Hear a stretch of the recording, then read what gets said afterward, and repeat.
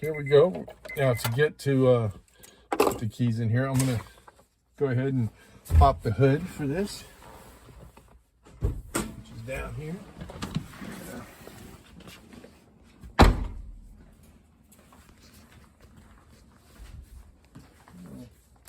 So I have an assortment of tools here for the basic inspection, which we're gonna go ahead and pop this. And under the hood inspection, basically we're gonna make sure we prop this up, get a hood prop, and we're gonna go ahead and grab a couple of tools. First of all, we want to pull this off. So that's an air cleaner.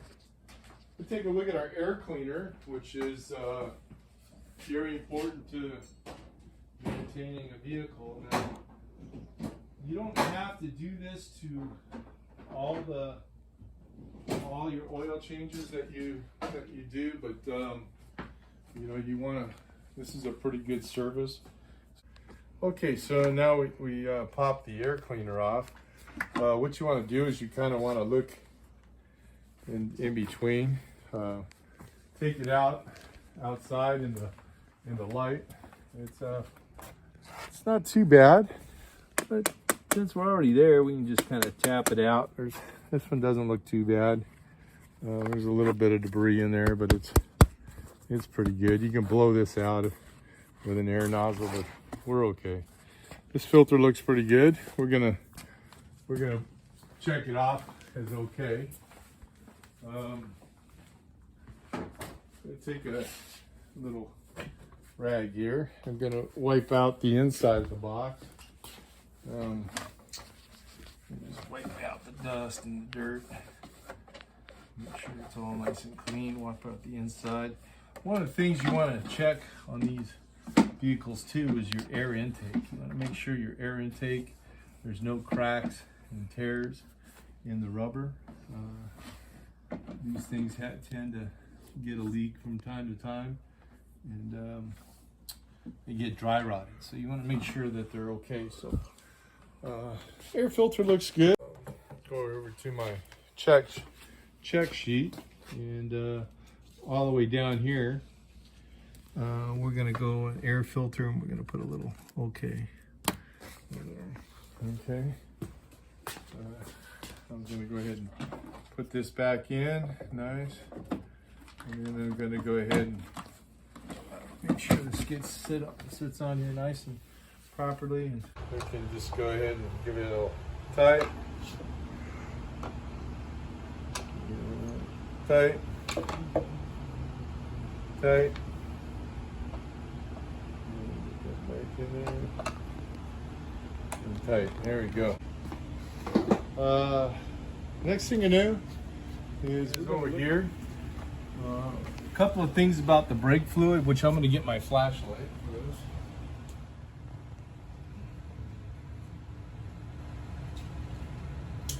Okay, so I'm going to put a little flashlight over here, and we're going to look at it now. Brake fluid should be flushed every so often. We're going to look down at our brake fluid here, and we can see that the fluid looks pretty good. I'm going to go in with a rag and just kind of clean it a little bit. Just clean the debris and whatever moisture is in the top here, and we want to make sure that we remove it. The fluid looks pretty clear. It doesn't look brown. We're going to wipe the top of our cap. Looks pretty good. We're going to look at the cap. Now, if you notice that the brake fluid was going down, then a couple of things you'd want to look for is, first of all, does it have a leak, or is there a lot of brake wear? If there's a lot of brake wear, then obviously the fluid takes the place of the missing space, so then obviously the fluid would go down. Since our fluid is up here, chances are our brakes are going to be fine, so we're going to go ahead and put this up here. Just like the oil cap, this cap tells us what type of oil to use. This is this uses .3 or .4 brake fluid, okay, from a sealed container, obviously. What they call brake fluid is very hygroscopic, which means that it will absorb a lot of moisture. So you want to make sure that you don't leave the cap off, or you don't use brake fluid from a empty container, because it'll contaminate the system, and then you're going to have other points. But while we're here, we're going to look at the back of the booster and look down around, make sure we don't see any kind of leaks, and everything's looking pretty good back there. So the big cylinder back there, the big round thing, that's called the brake booster, which we'll get into when we cover brakes. It helps in aiding the brake application. So our brake system, so far, our fluid checks out okay. So we're gonna go ahead and go to the list. And we're gonna go ahead and mark this off. Okay, so this is just basically fluids.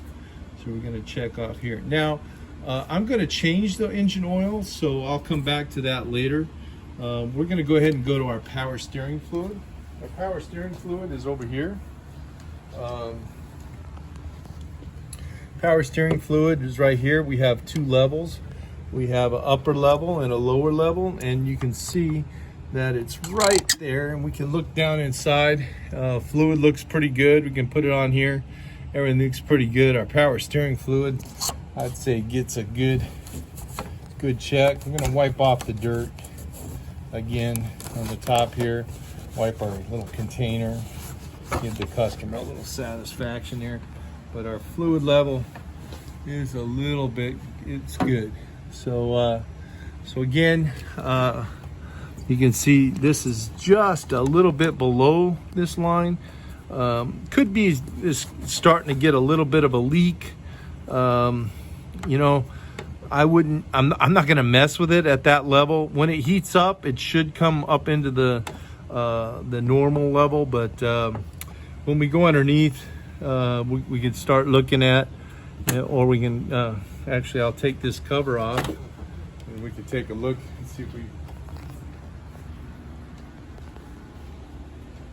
clips right here, and I'm going to pull this cover off. We're going to take another look at here. Set that off to the side. Basically, here's our power steering. Looks like there might be a little bit of a leakage here in the hose. Okay. These power steering units tend to have a problem. I'm gonna kind of just look at this. It's a little bit of oil residue. Might be why this is just a tad low, but I'm gonna go ahead and look around the pump, make sure there's no major leaks here. That looks pretty good. So there was a little bit of moisture there, but you know, I'm not going to tell the customer that they need a new power steering pump for that little bit of leak. I'd probably put a little note on there, you know, class 1 leak, power steering's a little bit low, just to let the customer know that, hey, we did see a little bit of oil leak.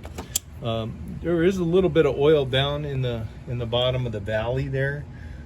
Looks like it's leaking from here, but nothing to, you know, cause any alarm. I don't, you know. Just go ahead and mark this off. I don't really see anything here. Nothing major, class 1 leak. By the way, I'm here. I got the cover off. I might as well look at the belts. I don't see any. Look for any cracks. Usually the rule is if there's more than 3 cracks per 1 square inch, then typically you want to replace the serpentine belt.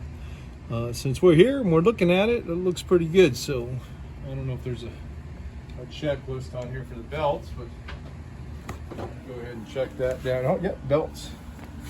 So we'll come back to the hoses. So we're gonna power steering. We're gonna give it a little yellow here. We're just gonna let, and then we're just gonna put class 1 leak.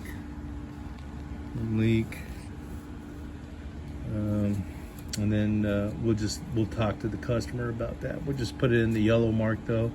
We're gonna go ahead and look at our washer fluid. Our washer fluid's right here. I'm gonna pull this out. Typically there's a fluid that's in here. You know, you could tell the customer that, you know, usually you have a bottle. I don't have a bottle. What I'll do is I'm going to go ahead and top it off. We're just going to top. I don't have the windshield washer fluid, but you can buy it from AutoZone or Pep Boys or whatever. If you were in a cold climate, you wouldn't want to put pure water in there because it could freeze and then you could have some other issues. But there we go. Filled it up. Now the customer's good to go. We're going to put the cap back on nice and tight. And the customer's in good shape. So windshield washer fluid's good. What you could do is, one thing we didn't check is you check the windshield washer operation, and go ahead.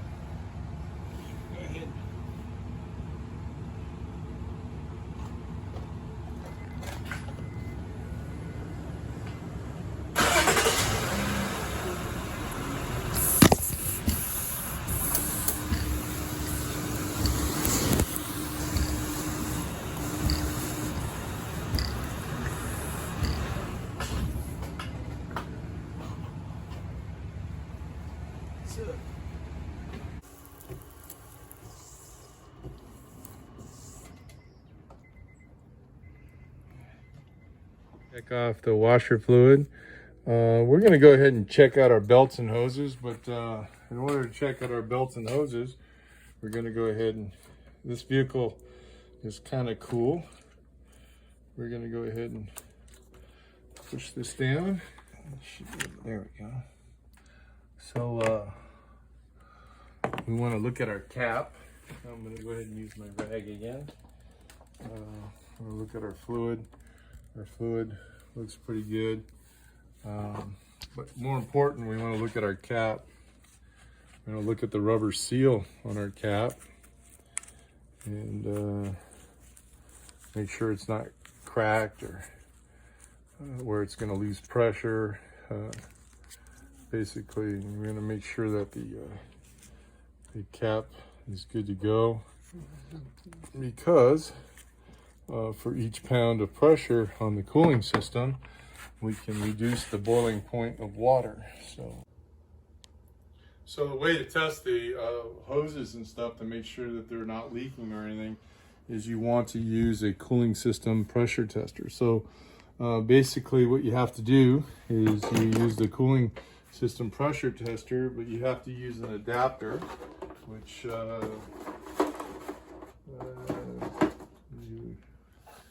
this would screw onto here, and then you basically you put this on here,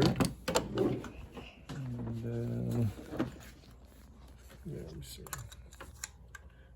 Put that on, and put that on, down, and then you would pump this up to about 15 psi. So we're going to look at our radiator. I'm going to glance down inside here. You're going to look for any kind of signs of leakage. There's nothing here, nothing going on. Going to grab our hoses and kind of squeeze them. We're going to look